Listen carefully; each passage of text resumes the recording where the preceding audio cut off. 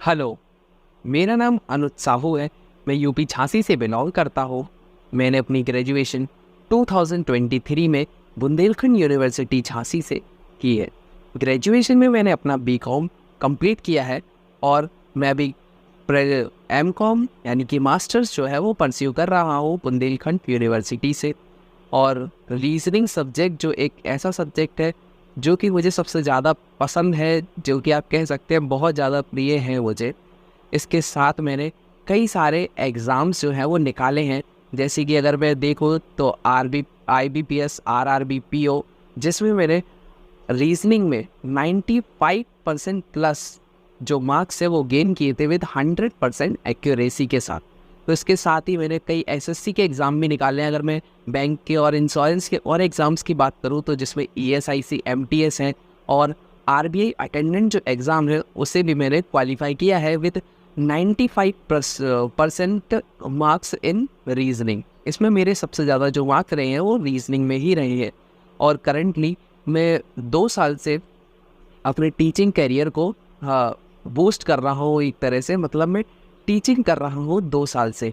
एक अपनी प्राइवेट जो कोचिंग है वो चलाता हूँ घर पे ही, और साथ ही साथ मैं एक ऑनलाइन प्लेटफॉर्म है फेलो, वहाँ पर as a teacher, as a doubt solving educator work कर रहा हूँ।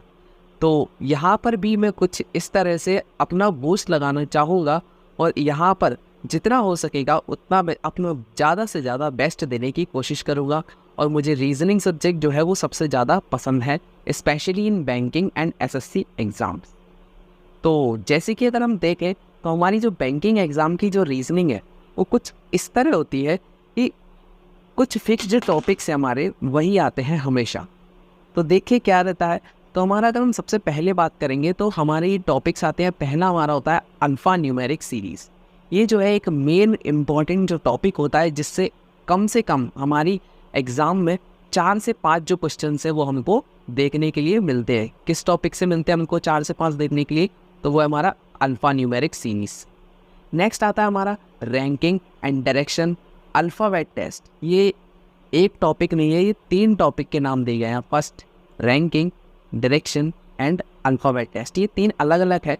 इनको मैं 6 आवर में अपनी तरह से कंप्लीट करने की पूरी कोशिश करूँगा, क्योंकि कम से कम इन 3 टॉपिक के लिए 2-2 आवर तो कम से कम चाहिए ही होंगे आपको।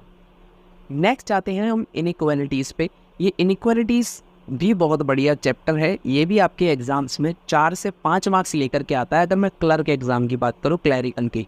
लेकिन अगर मैं वही PO की एग्ज़ाम की बात करूँ तो ये आपको बहुत ही कम देखने के लिए मिलता है, लेकिन फिर भी मिल जाता है।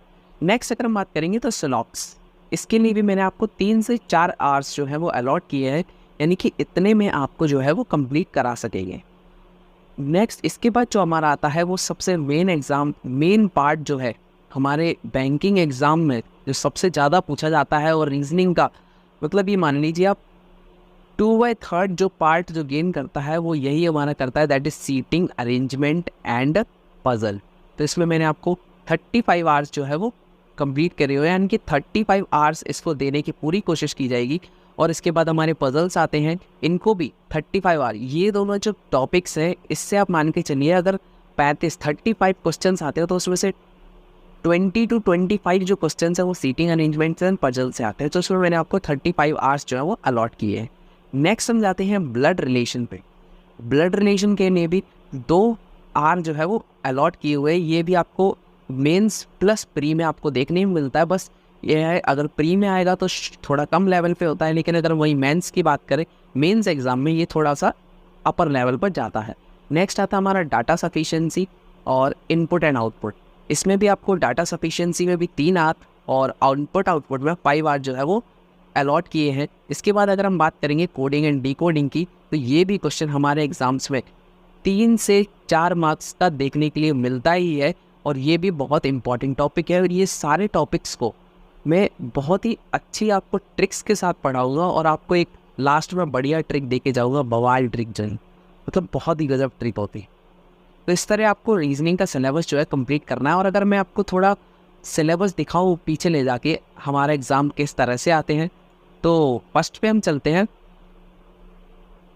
ये रहा हमारा प्रीलिम्स एग्ज़ाम का जो पैटर्न है वो कुछ इस तरह से होता है। यानी कि प्रीलिम्स एग्ज़ाम जो हमारा मैक्सिमम नहीं, अगर मैं सारे ही बैंकिंग एग्ज़ाम्स की बात करूँ तो मैक्सिमम जो बैंकिंग एग्ज़ाम्स में उनमें आपको इसी तरह का एग्ज़ाम पैटर्न जो है वो देखने के लिए मिलता है।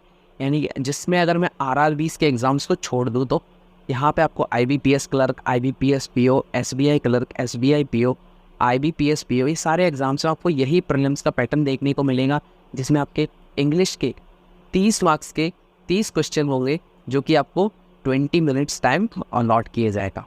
वहीं पे अगर हम न्यूमेरिकल्स की बात करें तो 35 क्वेश्चंस होंगे, 35 मार्क्स होंगे और आपको टाइम अलॉट किया जाएगा 20 मिनट्स का।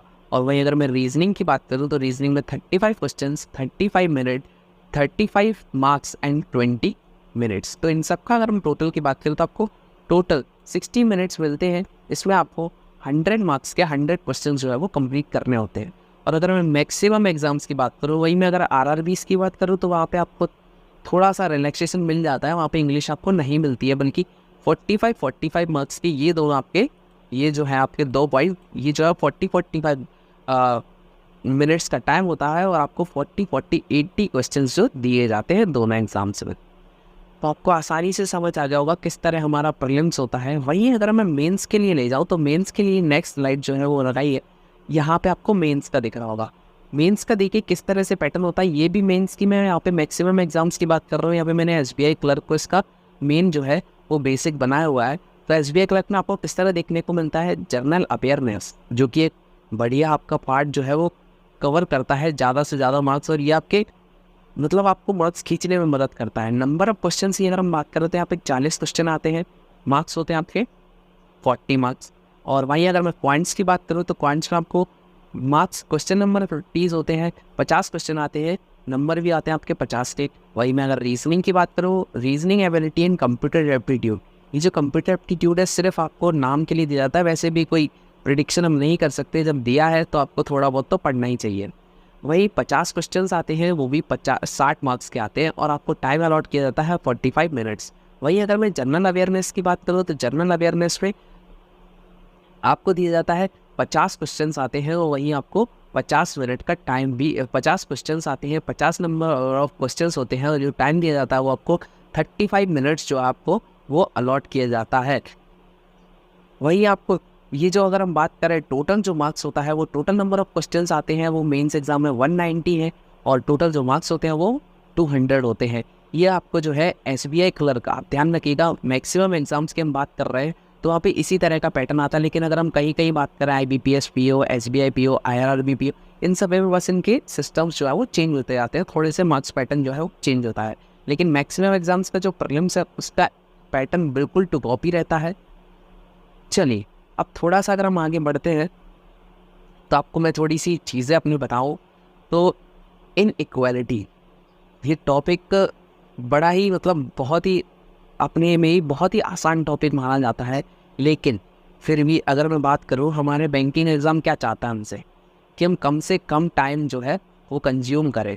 वही बच्चे जो क्या करते हैं इसमें कितना 3 या 2 मिनट में 4 से 5 क्वेश्चन कर पाते हैं। लेकिन अगर मैं बात करूँ, मैं कहूँ आपसे कि नहीं, आज की क्लास के बाद आप 2 से 3 मिनट में नहीं बल्कि 40 से 50 सेकंड के अंदर, यानी जी हाँ बिल्कुल सही, 40 to 45 सेकंड्स के अंदर आप 5 के 5 क्वेश्चंस जो है वो कर डालेंगे।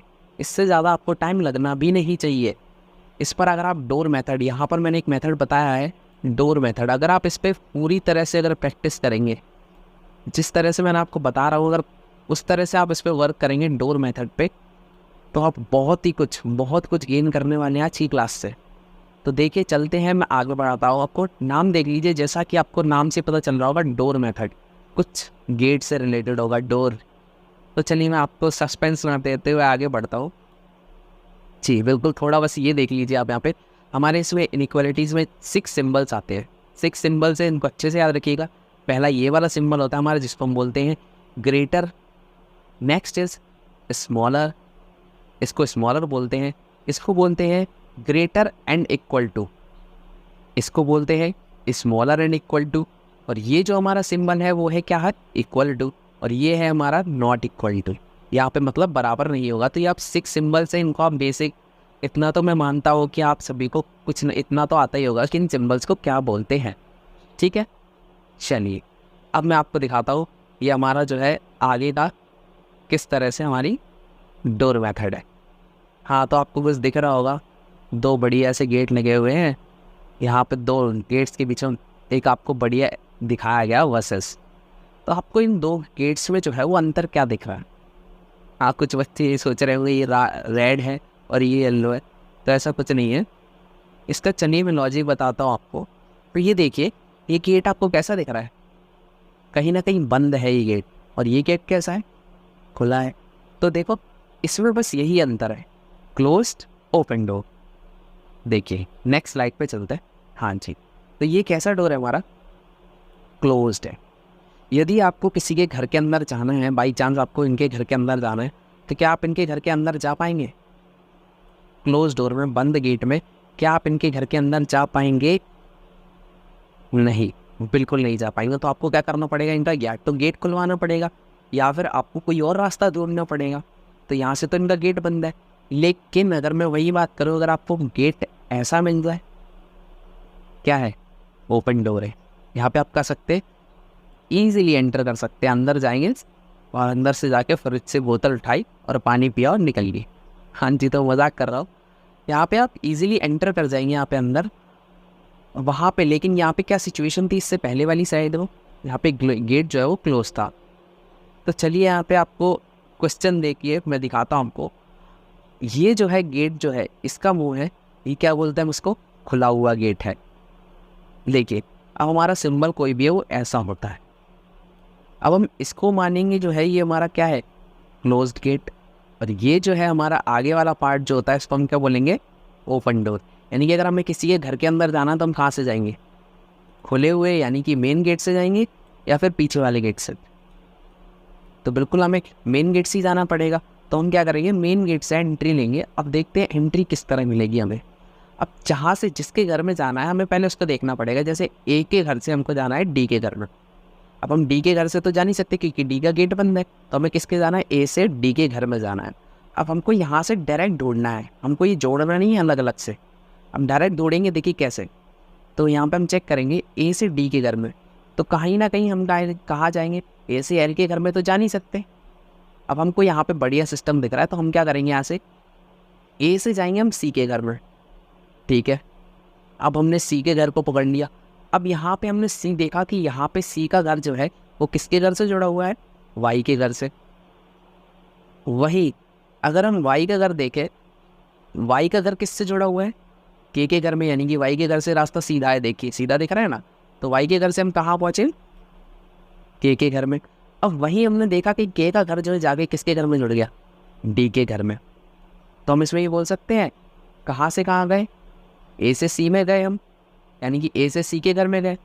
सी के घर से हम सीधा वाई के घर में, वाई के घर से हम पहुँचे के घर में। तो हम यहाँ पे किसके एंटर कर रहे हैं? के घर में हम जा चुके हैं। अब वहीं से हमने देखा कि के का घर जो है वो डी के घर से जुड़ा हुआ है। तो हम क्या बोल देंगे? ये कैसा है हमारा? बिल्कुल सही है। वहीं अगर हम एल के घर से वाई के घर में हमको जाके चेक करना है, यानी कि के एल का डोर जो है वो वाई के गेट में जाके खुलना चाहिए। अब देखिए चेक करते हैं क्या हमारा ये सही है। एल को ढूंढिए। अब देखिए एल का घर सेम ए के घर में जा रहा है। अब क्या हमको ए का घर कहीं वाई में ले जा रहा है? देखिए ए का घर यहाँ पहुँचे, एल से हम ए के घर में तो पहुँच गए। चलिए मानिए हम यहाँ से यहाँ पहुँच गए। लेकिन वहीं अगर हम देखें ए का घर हमको अलाउ नहीं कर रहा है। देखिए आपको दिख रहा है ना साफ साफ? तो क्या कर रहा है हमको? इसने हमको यहीं पे रोक दिया कि आप यहाँ तो जा सकते हैं लेकिन हमारे यहाँ पे नहीं आ सकते, इसके आगे आप एंट्री नहीं है। तो ये क्या हो जाएगी? हमारी सिचुएशन गलत है, यानी कि इसको हम क्या कर देंगे? रॉन्ग। तो इसका जो करेक्ट आंसर हो जाएगा वो हो जाएगा ऑप्शन 3, यानी कि ओनली ऑप्शन फॉलोज 1। ठीक है, तो करेक्ट आंसर हो जाएगा हमारा ऑप्शन नंबर 3। नेक्स्ट जाते हैं, एक और हम यहाँ पे क्वेश्चन करते हैं, बढ़िया सा क्वेश्चन। इसको भी आप सीख लीजिए, थोड़ा ऐसे ही करना है। अब देखिए यहाँ पे चेक करते हैं, यहाँ पे आपका 3 वेरिएबल आ गया, 1, 2 एंड 3। अब देखिए कैसे?